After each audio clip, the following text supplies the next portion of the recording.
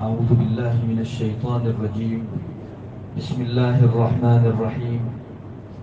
يا أيها الذين آمنوا لا يسخر قوم من قوم عسى أن يكونوا خيرا منهم ولا نساء من نساء عسى أن يكن خيرا منهن ولا تلمزوا أنفسكم ولا تنابزوا بالألقاب بئس الاسم الفسوق بعد الإيمان ومن لم يتب فأولئك هم الظالمون. آیت کریمہ کا ترجمہ ہے: اے ایمان والو، تم میں سے بعض لوگ دوسرے بعضوں کا مسخرہ نہ کیا کریں، مذاق نہ کیا کریں، ٹھٹھا نہ اڑایا کریں۔ ممکن ہے جن کی مذاق کی جا رہی ہے وہ بہتر ہوں مذاق کرنے والوں سے۔ ممکن ہے جن کی مذاق کی جا رہی ہے وہ بہتر ہوں مذاق کرنے والوں سے، اور نہ ہی عورتیں آپس میں ایک دوسرے کا ٹھٹھا مذاق کیا کریں۔ ممکن ہے جن عورتوں کی مذاق کی جا رہی ہے وہ بہتر ہوں مذاق کرنے والی ان عورتوں کے مقابلے میں، اور نہ ہی عورتیں آپس میں ایک دوسرے کا ٹھٹھا مذاق کیا کریں۔ بہت ممکن ہے جن کی مذاق کی جا رہی ہے وہ عورتیں بہتر ہوں مذاق کرنے والی ان عورتوں کے بالمقابل۔ وَلَا تَلْمِزُوا أَنفُسَكُمْ، اور آپس میں ایک دوسرے کو طعنہ نہ دیا کرو یا ایک دوسرے کا عیب نہ تلاش کیا کرو۔ وَلَا تَنَابَزُوا بِالْأَلْقَابِ، اور برے لقبوں سے نہ پکارا کرو۔ بئس الاسم الفسوق بعد الایمان، ایمان لانے کے بعد برے نام سے کسی کو پکارنا نہایت بدترین چیز ہے۔ وَمَن لَّمْ يَتُبْ، جو آدمی توبہ نہیں کرے گا، فَأُولَٰئِكَ هُمُ الظَّالِمُونَ، تو یہی لوگ ظلم کرنے والے ہیں۔ ہمارے رب نے اس مختصر سی آیت کے اندر معاشرت کے، سماج کے، کمیونٹی میں رہنے کے بڑے اہم آداب بتائے۔ پوری آیت کریمہ کا ترجمہ آپ کے سامنے آیا، آپ نے جان لیا ہوگا کہ بنیادی طور پر 3 چیزیں بیان کی گئی۔ پہلی چیز، آپس میں ایک دوسرے کا ٹھٹھا مذاق نہ کیا۔ ہر آدمی کی اپنی عزت ہوتی ہے، عزت نفس ہر ایک کو پیاری ہے۔ دوسرے نمبر کے اوپر کسی کو طعنہ نہ دیا کرو، عیب جوئی نہ کیا کرو، اور تیسرے نمبر کے اوپر برے القاب سے، برے ناموں سے مت پکارا کرو۔ جہاں تک دوسرے سے ٹھٹھا کرنے، مذاق کرنے کی بات ہے، رسول اکرم صلی اللہ علیہ وسلم کے ارشادات میں بھی اس سلسلے میں بہت کچھ تعلیمات موجود ہیں، اور خود قرآن کریم نے 1 سے زیادہ جگہوں کے اوپر اس مضمون کو ذکر کیا ہے۔ جب کسی کی مذاق کی جاتی ہے تو سامنے والے آدمی کی دل شکنی ہوتی ہے۔ مذاق، ٹھٹھا، یہ بڑی خرابیاں لانے والی چیز ہے۔ پہلی بات تو یہ ہے کہ سامنے والے آدمی کی دل شکنی ہوتی ہے۔ نہیں دیکھا آپ نے معاشرے میں جو پیسوں کے اعتبار سے کم ہو، عزت کے اعتبار سے کم ہو، عہدے کے اعتبار سے کم ہو، پورے مجمع کے درمیان میں کبھی کبھی ان سے ٹھٹھا کر لیا جاتا ہے۔ وہ بیچارہ اپنی حالت زار کی وجہ سے کچھ بولتا نہیں، مگر اس کے دل کو دیکھو ٹکڑے ٹکڑے ہو جاتا ہے۔ محض میرا اتنا ہی جرم ہے کہ میرے پاس اس کے مقابل میں پیسے زیادہ نہیں، میں کسی بڑے عہدے کے اوپر نہیں ہوں، یہی جرم ہے میرا۔ مجھے اللہ تعالیٰ نے غربت و مسکنت کے اندر رکھا ہے، بس اتنا ہی میرا جرم ہے۔ ہر آدمی جو مجھ سے گزرتا ہے میری مذاق کرتا جاتا ہے، اس کا دل ٹکڑے ٹکڑے ہو جاتا ہے۔ سب سے پہلی خرابی یہ لازم آتی ہے، اور مومن کے دل کو رکھنا ایمان کی نشانی ہے۔ اور مومن کے دل کے ٹکڑے کرنا انسان میں کفر کا وائرس ہے، اس بات کا پتہ دینے والی چیز ہے۔ میں انشاءاللہ آیات کریمہ سے آپ کو بتاؤں گا کہ یہ کفر کا وائرس کیسے ہے۔ انسان کے دل میں کفر کا وائرس ہو تو اس سے یہ برا عمل سرزد ہوتا ہے کہ وہ دوسرے مسلمان کا ٹھٹھا کرتا ہے۔ دوسری بڑی خرابی ٹھٹھا کرنے کے اندر، جو مذاق کرتا ہے اس کے دل میں کبر آ جاتا ہے کہ میں بڑا ہوں، تبھی تو اس کو جب چاہوں انسلٹ کر سکتا ہوں، جب چاہوں مجمع کے بیچ کچھ بھی کہہ سکتا ہوں۔ یہ بہت بری خرابی دوسری مذاق کرنے کے اندر، دوسرے سے ٹھٹھا کرنے کے اندر۔ تیسرے درجے کے اندر سامنے والا آدمی اگر کچھ ڈیفینس کر سکتا ہے، دفاع کر سکتا ہے، تو پھر ایک لڑائی اور جھگڑے کی فضا بھی قائم ہوتی ہے۔ تو یہ تیسرا بڑے درجے کا نقصان ہے۔ مومنوں کے درمیان میں تو محبت کا قائم رکھنا یہ شریعت چاہتی ہے، اور جو ذریعے اور جو اسباب آپس میں ایک دوسرے کو لڑانے والے ہیں، شریعت نے ان کی شہ کاٹ کر رکھ دی۔ شریعت نہیں پسند کرتی کہ ایک مومن کسی دوسرے مومن کے ساتھ ایسا معاملہ کرے جس سے لڑائی کی فضا پیدا ہو۔ چوتھی چیز ایذا رسانی، کسی کو تکلیف دینا، یہ بھی مذاق میں پایا جاتا ہے۔ بہت ساری ایسی چیزیں ہیں کہ جو مذاق کرنے اور ٹھٹھا کرنے کے اندر پائی جاتی ہے۔ ہمارے رب نے ہم پر مہربانی کی کہ اس مسخرے کو ہمارے اوپر منع کر دیا۔ میرے بھائیوں، جتنے بھی گناہ ہیں وہ سب میرے لیے ہلاکت خیز زہر ہے۔ میرے رب نے گناہوں کو مجھ پر حرام کر کے احسان کیا۔ جیسے ایک باپ اپنے بیٹے کو زہر سے ہٹاتا ہے، نادان بچہ اپنی نادانی کی وجہ سے انگارے کو کھلونا سمجھ کر، لائٹ والا کھلونا سمجھ کر آگے بڑھنا چاہتا ہے، باپ پکڑ لیتا ہے۔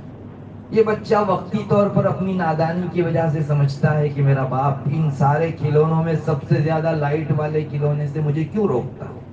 غصہ بھی آتا ہے اس کو، مگر سچی بات یہ ہے کہ یہ بچے کی نادانی ہے، باپ کا اس پر احسان ہے کہ اس نے انگارہ نہیں پکڑنی تھی۔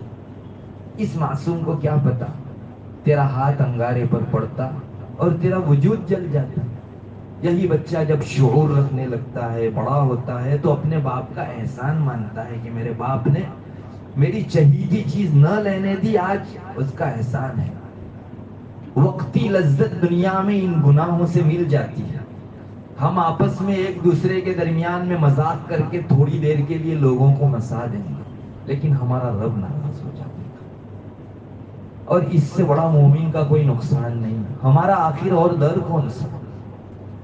زمانہ ہم کو ٹھوکر جو ہے کھلا دے، در در کی ٹھوکریں کھا کر، ہمارا ایک در وہ ہے جہاں سے کبھی ٹھوکر نہیں ملے گی۔ اس نے ہمارا سارا کچا چٹھا، سارے عیوب دیکھ کر بھی آج تک کسی اور کو مطلع نہیں کیا۔ اس نے ستاری فرما دی۔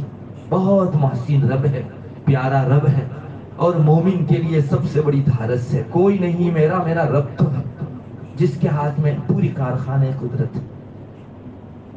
ہم اگر اسی رب سے بے وفائی کریں، اس نے جس سے منع کیا انہی چیزوں کا ارتکاب کرے، تو ہم سے زیادہ بے وفا جفاکار اور کون ہو سکتا؟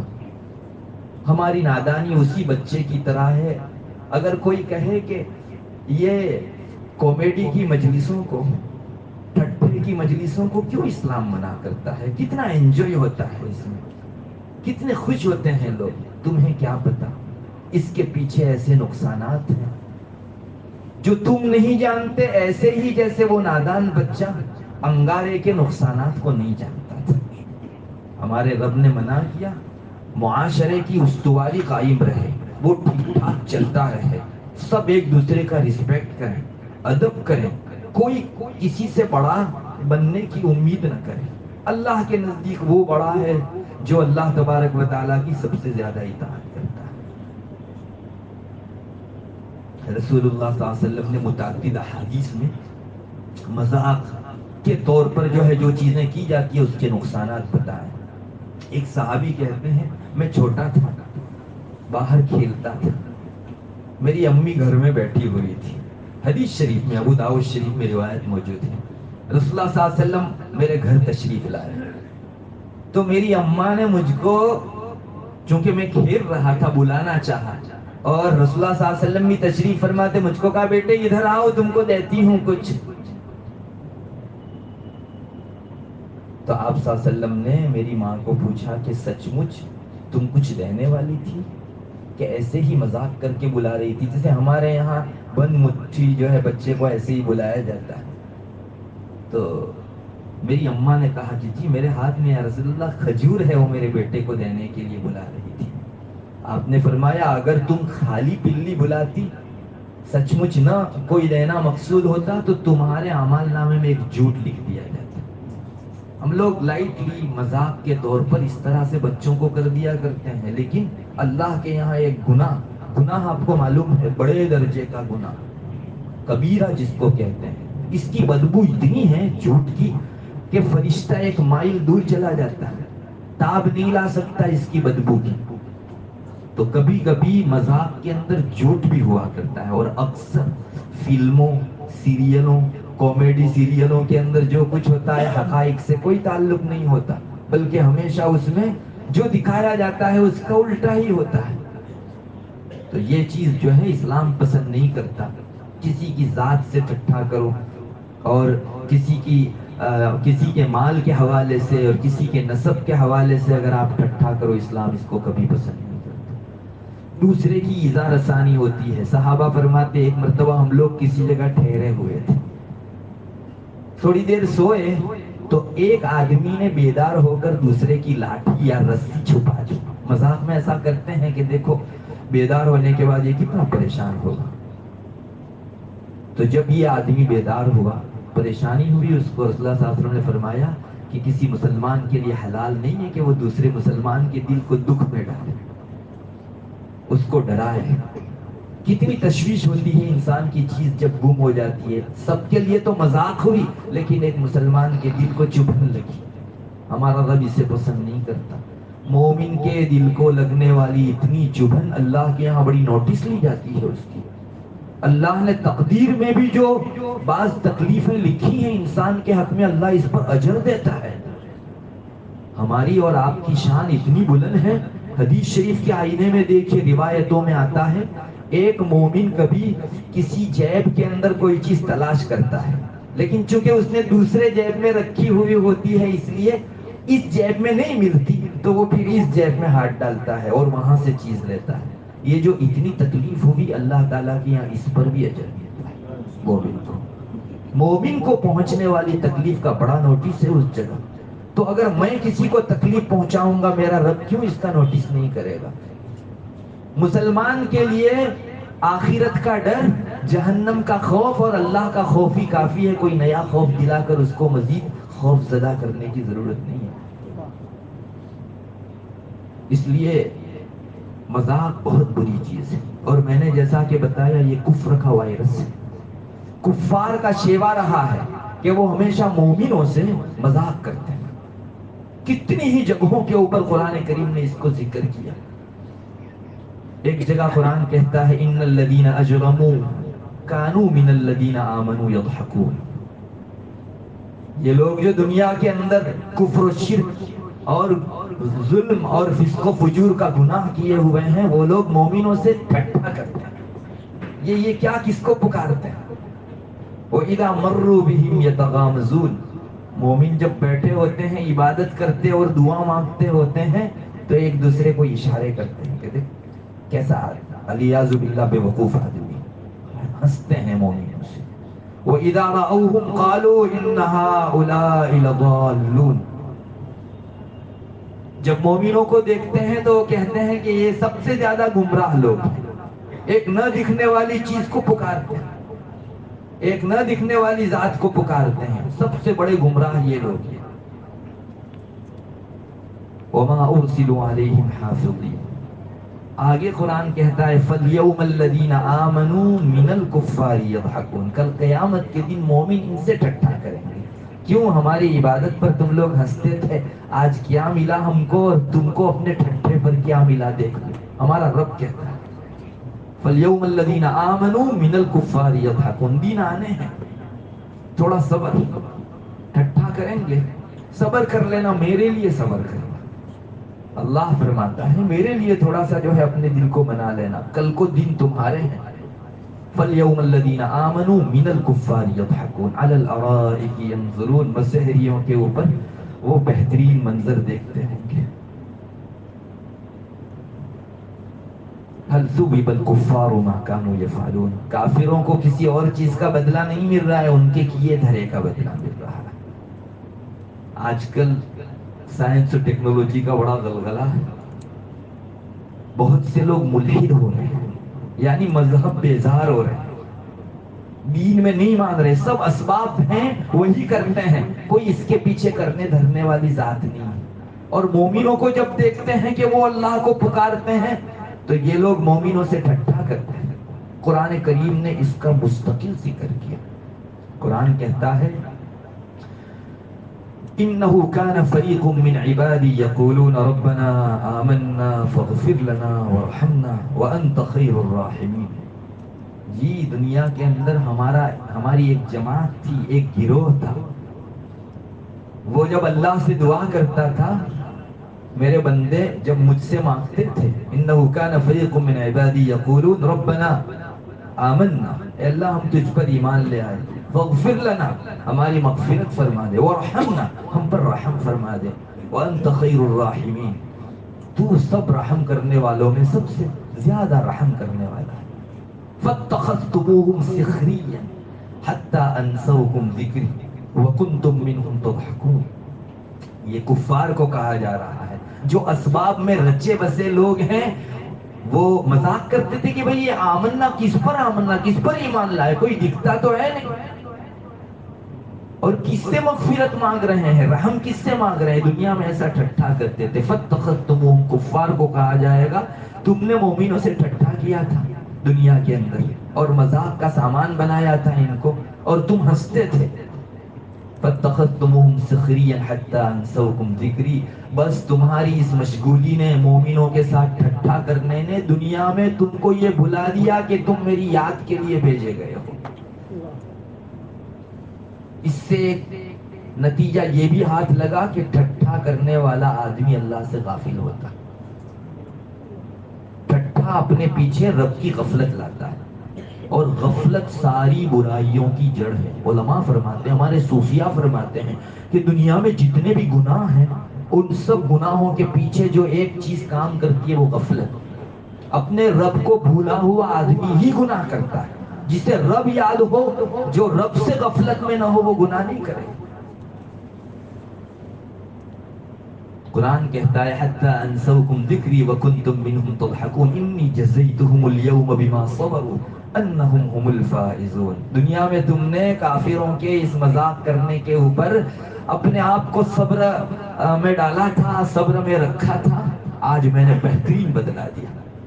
یہی لوگ کامیاب ہیں، مومنوں کے لیے اللہ کا اعلان ہے انہم هم الفائزون۔ مذاق کفار نے بہت کی اور یہی لوگ کرتے تھے۔ حضرت نوح علیہ نبینا علیہ السلام نے اپنی قوم میں تبلیغ کی۔ قرآن کہتا ہے 950 سال تک، بہت لمبا عرصہ۔ وَلَقَدْ أَرْسَلْنَا نُوحًا إِلَىٰ قَوْمِهِ فَلَبِثَ فِيهِمْ أَلْفَ سَنَةٍ إِلَّا 50 عَامًا۔ 1000 سال میں سے 50 نکال دو، کتنے ہو جائیں؟ 950۔ بہت لمبی تبلیغ کی، لیکن خود قرآن دوسری جگہ کہتا ہے اتنی محنت کے بعد حضرت نوح پر ایمان لانے والے وَمَا آمَنَ مَعَهُ إِلَّا قَلِيلٌ، بہت کم ایمان لے آئے۔ نبی دل برداشتہ نہیں ہوتا، میرے رب نے مجھے چنا کسی کی ہدایت کے لیے بول نکالنے کے واسطے، میری سعادت ہے، ورنہ یہ زبان کہیں خرچ ہو جاتی، یہ میری سعادت ہے۔ وَمَا آمَنَ مَعَهُ إِلَّا قَلِيلٌ، قوم نہیں مانی اور بہت مخالفت کی۔ نبی اپنی امت سے بیزار ہے۔ ایک ماں جس دن اپنی اولاد سے بیزار ہو جائے، اس سے برا اولاد کا کوئی دن نہیں۔ ماں بچے کو ڈانٹتی ہے تو یہ بچے کے لیے بہترین دن ہے کہ میری ماں کو بھی مجھ سے امید ہے کہ اس کی اصلاح ہوگی۔ لیکن جس دن میری ماں ڈانٹنا بند کر دے گی، مجھ سے مایوس ہو جاوے گی، اس سے بدترین میرا کوئی دن نہیں۔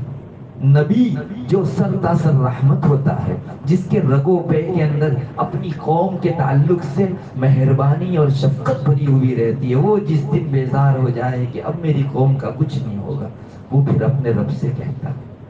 تو اللہ تعالیٰ نے اعلان فرما دیا کہ کہہ دو تمہاری قوم سے کہ ابھی ایک بہت زیادہ بڑی مقدار کے اندر پانی آنے والا ہے اور پوری دنیا کو لے ڈوبے گا، پوری دنیا کو لے ڈوبے گا۔ تم کشتی تیار کرو، بڑی کشتی جس میں مومنوں کو بھی رکھو اور جتنے جانور ہیں ان کا ایک ایک پیس لے لو اندر، چونکہ پوری دنیا ہلاک ہو جاوے گی، اور پھر یہی جو جانور ہوں گے تم نے جو کشتی میں بھرے ہوں گے، ان سے نئی نسل چلے گی، سب ہلاک ہو جاوے گی۔ وَيَصْنَعُ الْفُلْكَ، حضرت نوح کشتی تیار کرنے لگے۔ وَكُلَّمَا مَرَّ عَلَيْهِ مَلَأٌ مِّن قَوْمِهِ سَخِرُوا مِنْهُ، یہ کفار جب بھی وہاں سے پاس ہوتے تھے، گزرتے تھے، ٹھٹھا کرتے تھے کہ کیا کر رہے ہو، یہ اتنا سارا پانی، اتنی بڑی کشتی کیا کرو گے تم؟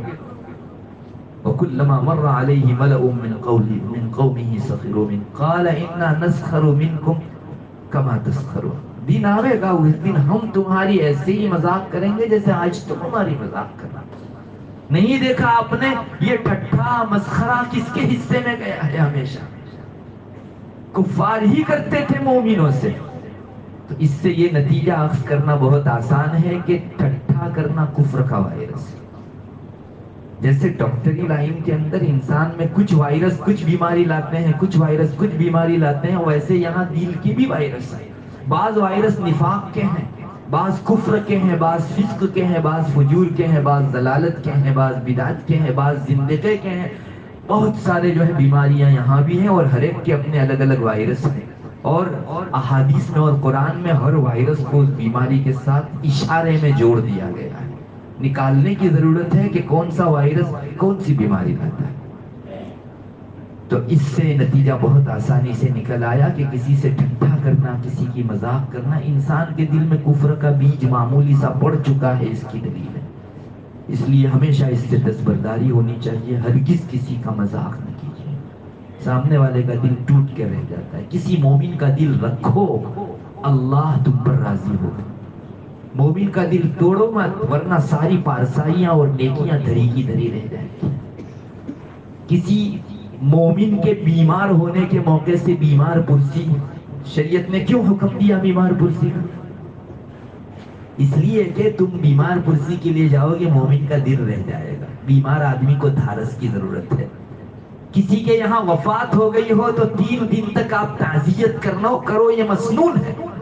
کیوں؟ اس لیے کہ اس کا دل ٹوٹا ہوا ہے، وہاں جاؤ، اس کے دل کو ٹھنڈک پہنچاؤ، 2 جملے کہو، میٹھے بول کہو، اس کا جی رہ جاوے گا، رب خوش ہو جاوے گا۔ مومن کے دل کو رکھنا شریعت پسند کرتی ہے۔ بعض روایتوں میں آتا ہے میں تو ٹوٹے ہوئے دلوں میں رہتا ہوں، بعض روایتوں میں ہے کہ شاید تم کو روزی اور اللہ کی مدد انہی کمزوروں کی وجہ سے ملتی ہے۔ لعلکم ترزقون او تنصرون بضعفائکم، پوری قوم میں جس کو کوئی نہیں مانتا، کونے میں پڑا ہوا آدمی ہے، کیا پتا پوری بستی کے رزق کا یہی ذریعہ۔ لعلکم ترزقون او تنصرون بضعفائکم، ہمارا رب رسول اللہ صلی اللہ علیہ وسلم کی زبان یہ کہلواتا ہے، کوئی پست نہیں ہے، کسی بزرگ کے سر پر سینگ نہیں ہوتے کہ جو بڑا ہو گیا اس کے سر پر سینگ نکل آئے اور دوسروں پر نہیں ہے۔ ہر ایک اپنے دل کا تعلق اپنے رب کے ساتھ رکھتا ہے۔ کہیں ایسا نہ ہو کہ میں ایسے آدمی کی مذاق کر لوں جس کی ایک بول کی بڑی قدر ہے۔ اللہ تعالیٰ رسول اللہ صلی اللہ علیہ وسلم فرماتے ہیں بعض بندے ایسے ہیں کہ اللہ پر قسم کھا کر کہتے ہیں کہ یہ چیز ہوتی ہے، اللہ کر کے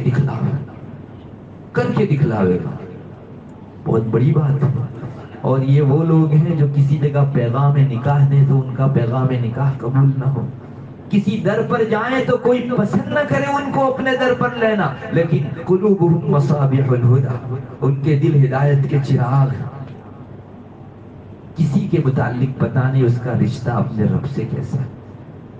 خود کو کمزور سمجھو، خود کو گنہگار سمجھو، دوسروں کو اپنے سے اچھا سمجھو۔ نمبر 2، اس پر بہت کچھ اور بھی کہا جا سکتا ہے. دوسرے نمبر پر ہمارے رب نے فرمایا تانا مت دو کسی کو. کبھی کبھی ذات کی وجہ سے تانا دیا جاتا ہے کہ تو ایسی ذات سے تعلق رکھتا ہے. نہیں، ہمارے یہاں ذات پات کے اختلافات بہت ہیں کہ یہ تو پست بیکورڈ قسم کا ہے اور یہ پسماندہ ہے، ہم عالی نسب والے ہیں. اسلام نے پاؤں تلے رونق دیا اس کو. ایک مرتبہ رسول اللہ صلی اللہ علیہ وسلم تشریف فرما تھے. باہر حضرت ابو ذر غفاری رضی اللہ تعالیٰ عنہ، جو بڑے خاندان سے بنو غفار اعلیٰ خاندان شمار ہوتا تھا، اس قبیلے سے، اور آپ کو معلوم ہے عربوں کے یہاں برادری اور خاندانی نخوت بہت زیادہ تھی. تو آپ صلی اللہ علیہ وسلم نے تو بہت اصلاح فرمائی، مگر ایک مرتبہ ایسا ہوا حضرت ابو ذر غفاری رضی اللہ تعالیٰ عنہ باہر تھے. حضرت بلال رضی اللہ تعالیٰ عنہ جو حبشی تھے، حبشہ سے تشریف لائے تھے. ان کی بیچارے کی برادری کون سی، حبشہ کے اندر کون سے خاندان محفوظ تھے؟ تو عربوں کو تھوڑا سا یہ تھا کہ ہمارے خاندان عالی ہیں اور یہ سب تو عجم سے آئے ہوئے ہیں. بہت اصلاح آپ نے کی، بہت کچھ نکل بھی گیا، لیکن تھوڑا بہت. تو ایک مرتبہ حضرت ابو ذر غفاری نے حضرت بلال رضی اللہ تعالیٰ عنہ کو کچھ تو میں ہوئی تو حضرت بلال کو یہ کہہ دیا، اے کالی کلوٹن کے بیٹے، ایک علی کل. چونکہ وہ حبشیہ کے بیٹے تھے، بات سچ تھی، لیکن تانا دیا. کہتے ہیں رسول اللہ صلی اللہ علیہ وسلم تاب نہیں لا سکے، حجرے سے چادر گھسیٹتے ہوئے تشریف لائے اور حضرت ابو ذر غفاری کو ایسے کلمات سے عتاب فرمایا. آپ نے فرمایا انک امرؤ فیک جاہلیہ، ابو ذر تمہارے اندر ابھی جاہلیت کی خوبو باقی ہے. تم اگر کالی کلوٹن کے بیٹے نہیں ہو اور یہ کالی کلوٹن کا بیٹا ہے، کیا ہو گیا؟ تم نے فیصلہ کیا، رب نے اس کو حبشیوں کے یہاں پیدا کیا، تم کو بنو غفار میں پیدا کیا، اس میں تمہارا کمال کون سا؟ ڈانٹا آپ نے زبردست. کسی کو ذات کی وجہ سے حقیر نہ سمجھو، کیا پتا اس کا رشتہ اپنے رب سے بہت زیادہ. کسی گنہگار کو آپ تانا نہیں دے سکتے. اسلام کا ادب ہے، اگر میرے معاشرے میں کوئی زناکار ہے، قاتل ہے، میں اس کو تانا نہ دوں. آپ اصلاح کی شکل اختیار کیجئے. تانا دینے سے تمہارے جی کو تھوڑی ٹھنڈک پہنچے گی، لیکن سامنے والے آدمی کی کون سی اصلاح ہوگی؟ ہمارے یہاں یہ بھی بہت ہے کہ کبھی کوئی بیچارہ غلطی سے گناہ کر گزرتا ہے تو اس کو پورا معاشرہ پھر ہمیشہ اسی برائی سے یاد کرتے رہتا ہے. ہمیشہ یاد رکھیے. ایک روایت سنانے پر اکتفا کرتا ہوں. بعض روایتوں میں آتا ہے کہ کسی کو اس کے گناہ کے اوپر تانا مت دیا کرو. اگر کوئی شخص دوسرے کو کسی ایسے گناہ پر تانا دے کہ جس گناہ سے وہ توبہ کر چکا ہے، تو یہ تانا دینے والا جب تک اس گناہ میں مبتلا نہیں ہوگا اس کی موت نہیں آئے گی. یہ روایت میں آتا ہے. رسول اللہ صلی اللہ علیہ وسلم نے فرمایا تمہیں کیا پتا اس آدمی نے یہ زنا یا بڑے درجے کا گناہ کر کے اپنے رب سے رشتہ صاف کر لیا ہو، خدایا مجھ سے چک ہو، اور تم ہو تانا دے رہے ہو اس کو کہ تو زناکار ہے، تو یہ کرنے والا ہے. روایت میں آتا ہے تانا دینے والا آدمی جب تک اس گناہ میں مبتلا نہیں ہوگا اس وقت تک اس کی موت نہیں آئے گی. تیسری چیز ہمارے رب نے فرمائی وَلَا تَنَابَزُوا بِالْأَلْقَابِ، برے نام سے مت پکارو. ارے سامنے والے کو نہیں پسند ہے، کیوں اس نام سے تم پکارتے؟ اسلام نے اس کی بھی شہ کاٹ کے رکھ دی. نہیں، ہمارے یہاں چڑھانے کے لیے بعض ایسے نام رکھے جاتے ہیں کہ جس میں سامنے والے آدمی کو بیچارہ کچھ نہیں کر سکتا، خاص کر کے بہت بوڑھے قسم کا آدمی ہو تو اوباش بچے اس کو جو ہے برے نام سے ستاتے ہیں. وہ بیچارہ کچھ بکتا ہے اور ڈانٹتا ہے تو ان کو خوشیاں ہوتی ہیں. اللہ کو ناپسند ہے. اللہ کے اکرام کا ایک حصہ یہ ہے کہ جس کی عمر اسلام میں گزر گئی اس بوڑھے کا اکرام کرو. تم نے اللہ کا اکرام کیا، یہ حدیث شریف میں آتا ہے. کسی بوڑھے کا اکرام اللہ کے اکرام کرنے کے درجے میں. آپ محسوس کیجئے بوڑھے کو کیا مقام دیا گیا. اس کی عمر اتنی بہاریں اسلام میں گزری ہیں، تم ہو کون اس کی مذاق کرنے والے اور اس کو برے نام سے پکارنے والے؟ میرے بھائیوں نہ کیجئے. کسی کا دل اتنا دکھ گیا، مجھے نہیں پتا اس پر کتنی سزا رب مرتب کر سکتا. پوری مخلوق اللہ کا کنبہ ہے، حدیث شریف میں ہے، ایک پریوار ہے، پوری مخلوق. میرے پریوار میں اگر میرے باپ کو، میری ماں کو، میری بہن کو، میرے رشتہ دار کو کوئی آدمی کوسے گا تو میرا دل نہیں دکھے گا اور میں جو کچھ کر سکتا ہوں نہیں کروں گا. تو اللہ قادر مطلق ہے، وہ اگر اپنے پریوار میں کسی کی اس طرح کی بے عزتی، برے نام سے پکارنا دیکھے، وہ اپنی قدرت کا اظہار نہیں کرے گا. بہت ڈرنے کی ضرورت ہے میرے بھائیوں. اور آخر میں اللہ نے فرمایا اگر یہ جرم کرتے کرتے تم میرے پاس آئے توبہ کیے بغیر تو تم کو ظالموں کی جماعت میں حشر میں کھڑا کیا جائے گا. اللہ اکبر. جس جگہ کوئی ٹھکانہ نہیں انسان کا، اس جگہ ظالموں کے ساتھ حشر انسان کی ناکامیابی کی علامت ہے. وَمَن لَّمْ يَتُبْ فَأُولَٰئِكَ هُمُ الظَّالِمُونَ. ان تینوں چیزوں کو جمع کرو تو دو چیزیں سامنے آتی ہیں. ایک تو مومن کی عزت ریزی نہ کرو، آبرو ریزی نہ کرو. تینوں چیزوں میں یہی، مذاق کرنے میں بھی مومن کی آبرو ریزی ہے، تانا دینے میں بھی سامنے والے مومن کی آبرو کو گرانا ہے، اور تیسرے نمبر کے اوپر برے القاب سے پکارنا، اس میں بھی آبرو ریزی. آبرو ریزی بہت بری چیز ہے. روایتوں میں آتا ہے، بعض روایتوں میں رسول اللہ صلی اللہ علیہ وسلم جب ہجرت کر کے مکہ سے مدینہ تشریف لے جانے والے تھے تو آپ رات کو کعبہ کے پاس آئے. آپ نے کعبۃ اللہ کا طواف فرمایا. چونکہ دشمنوں سے نگاہ چرا کر یہاں سے ہجرت کرنا تھا تو رات کو آپ نے طواف فرمایا. اور طواف فرمانے کے بعد آپ نے کعبۃ اللہ کو خطاب کر کے کہا، اور سرزمین مکہ کو، کہ اے سرزمین مکہ تو مجھ کو بہت پیاری ہے، میری قوم اگر مجھ کو نہ نکالتی تو میں نہ چھوڑتا تجھ کو. اے کعبہ تو مجھ کو بہت پیارا ہے، میری جان سے زیادہ عزیز ہے، مگر سنے کعبہ تجھ سے بھی زیادہ مجھ کو ایک اور چیز پیاری ہے، وہ ہے ایک مومن کی عزت، ایک مومن کا مال اور ایک مومن کی جان. سنیے رسول اللہ صلی اللہ علیہ وسلم فرما رہے ہیں کہ کعبہ سے بھی زیادہ عزیز اور پیاری چیز آپ کی نگاہ کے اندر ایک مومن کی عزت ہے، ایک مومن کی جان ہے، ایک مومن کا مال ہے. کعبہ پر کوئی غلط نگاہ اٹھاوے، مومن نگاہ اس کی جو ہے آنکھیں نکال کر رکھ دے گا، لیکن وہی مومن اتنا سارا ٹھٹھا کرتا ہے، دوسرے مومن کی اتنی آبرو ریزی کرتا ہے. کیسی اس کی اجازت ہو سکتی ہے؟ ہم لوگوں نے، سچی بات یہ ہے کہ معاشرے میں ان آداب و اخلاق کو نہ برت کر معاشرے کی مٹی پلید کر دی، معاشرے کو چوپٹ کر کے رکھ دیا. ہمارے رب نے یہ آداب ہم کو سکھلائے ہیں. ہمیں چاہیے کہ ہم لوگ ایک دوسرے کی عزت کرنا سیکھیں. آپ اگر عزت نہیں کر سکتے تو کسی کی آبرو ریزی سے تو گریز کیجئے کم سے کم. میرے ہاتھوں کسی مومن کا دل نہ دکھے. آخر میں آپ حضرات کو مبارکبادی بھی دیتا ہوں. بہت اچھا سلسلہ ہے یہ جو آپ کا تفسیر کا سلسلہ ہے. میرے رب کا حق سمجھ کر میں اس میں شریک ہوں. میرا رب کیا کہتا ہے میں جانوں تو صحیح. بہت کم جگہوں کے اوپر یہ سلسلے جاری ہیں، بہت جگہوں پر تمنائیں کرتے ہیں لوگ کہ کاش ہمارے یہاں ہمارے رب کے میسج کو اور پیغام کو اور وحی کو سمجھنے کے لیے ایک آدھ مجلس قائم ہوتی. مجھے معلوم تو ہو کہ میں 60 سال سے جو الحمدللہ رب العالمین پڑھتا ہوں، میرے رب نے کیا میسج دیا ہے اس میں.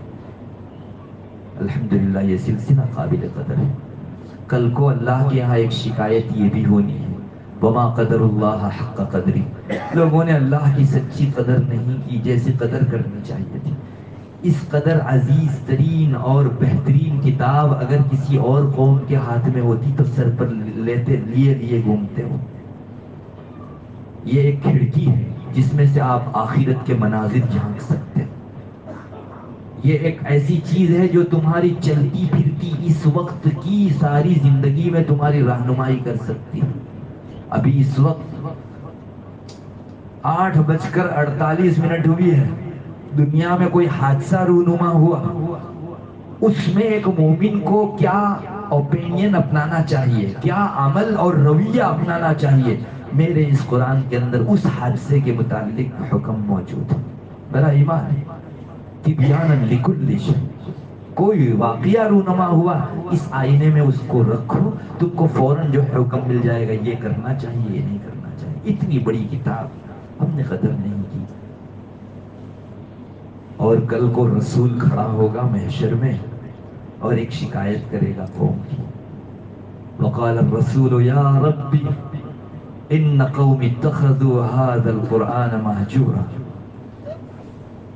اے اللہ میری قوم نے تیری اتاری ہوئی اس کتاب کو چھوڑ دیا. تو نے کتنے پیار سے کتنی امیدوں سے اتاری تھی یہ کہ لوگ اس کو دیکھ کر رہنمائی پکڑیں گے، لیکن اے اللہ لوگوں نے پس پش ڈال دیا. تیری اتنی عزیز کتاب کی یہ ناقدری. رسول شکایت کرے گا. اس لیے میرے بھائیوں کچھ نہ صحیح تھوڑی دیر آپ کے یہاں 15-20 منٹ تفسیر ہوتی ہے، آپ یہ سمجھ کر شریک ہو جائیے کہ میرا رب مجھ سے اس سے خوش ہو.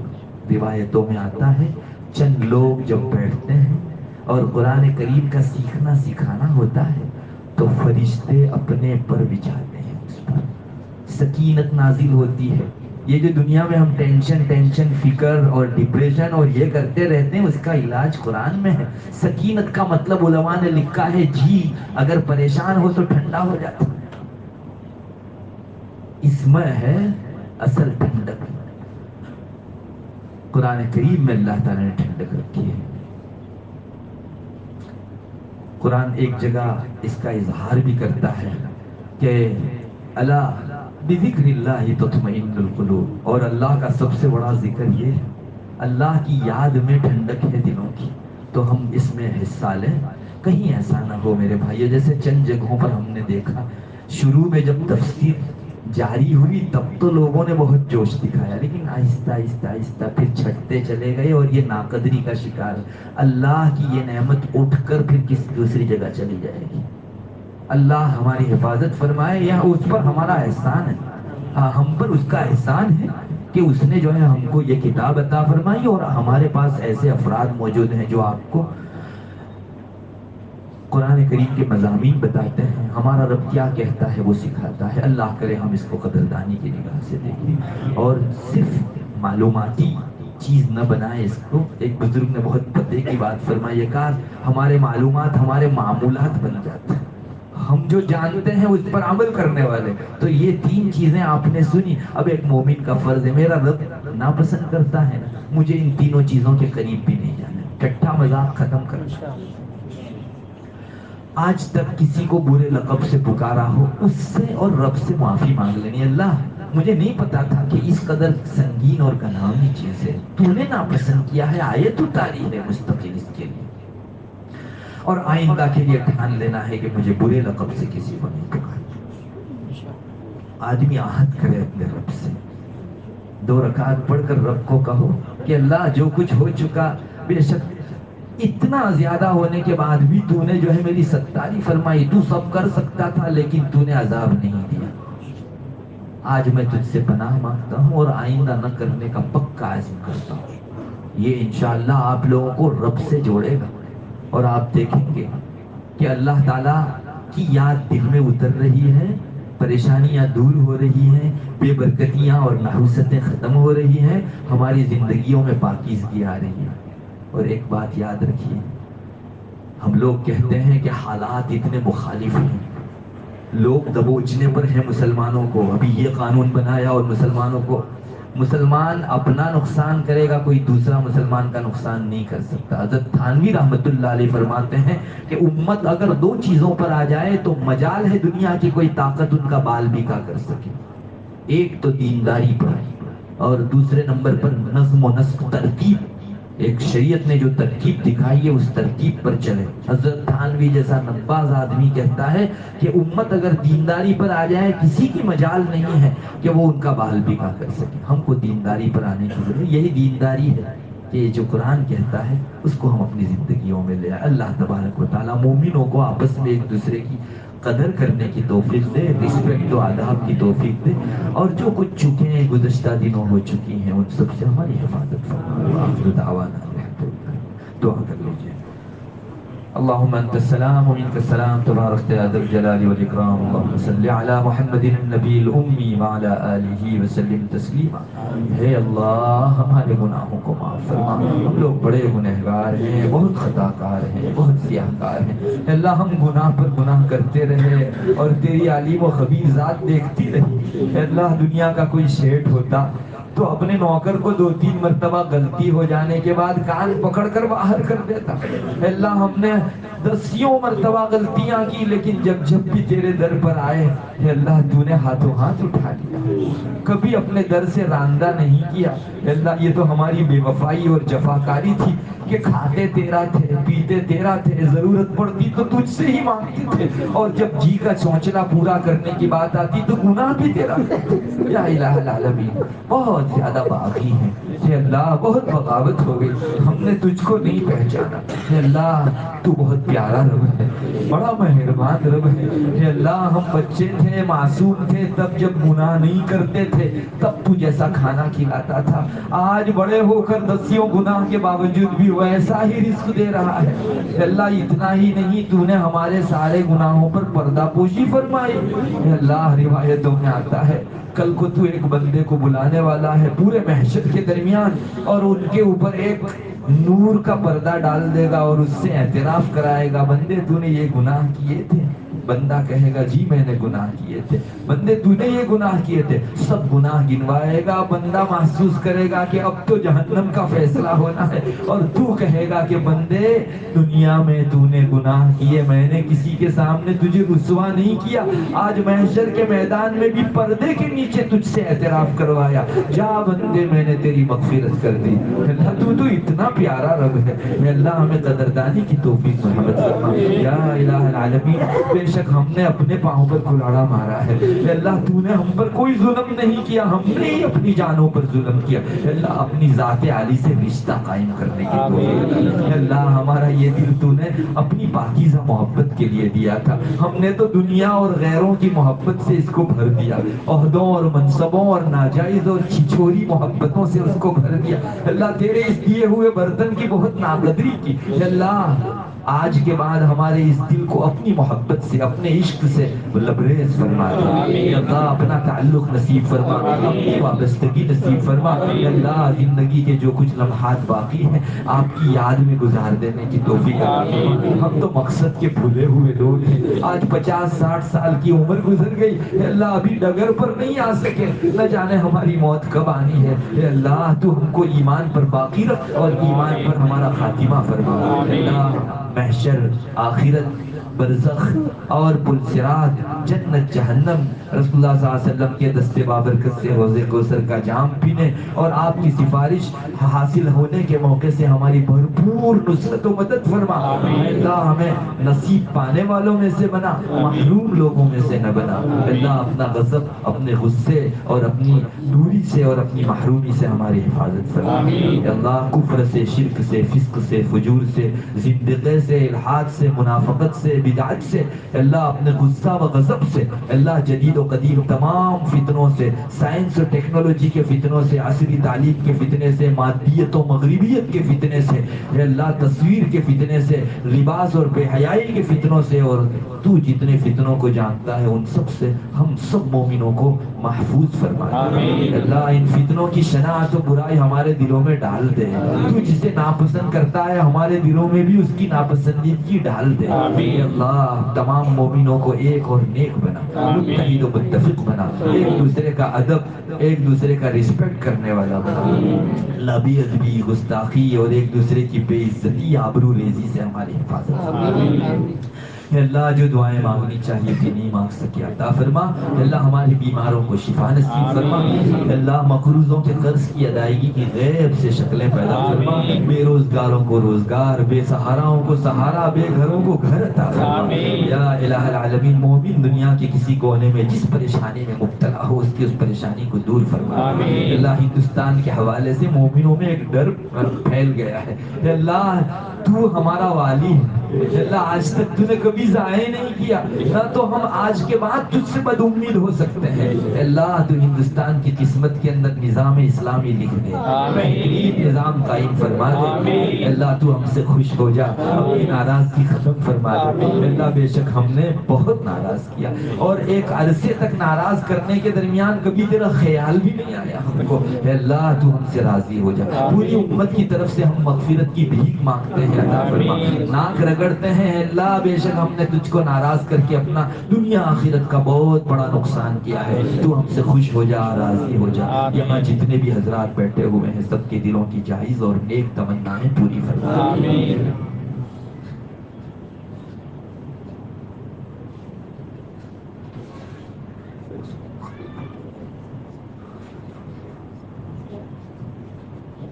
اللهم اغفر لأمة محمد صلى الله عليه وسلم، اللهم ارحم أمة محمد صلى الله عليه وسلم، اللهم أصلح أمة محمد صلى الله عليه وسلم، اللهم احفظ أمة محمد صلى الله عليه وسلم، اللهم ارفع أمة محمد صلى الله عليه وسلم، اللهم انصر أمة محمد صلى الله عليه وسلم، اللهم اشفي أمة محمد صلى الله عليه وسلم، اللهم اهدي أمة محمد صلى الله عليه وسلم، اللهم تجاوز عن أمة محمد صلى الله عليه وسلم، اللهم فرج عن كرب أمة محمد صلى الله عليه وسلم۔ سبحان ربك رب العزة عما يصفون، وسلام على المرسلين، والحمد لله رب العالمين، برحمتك يا رب۔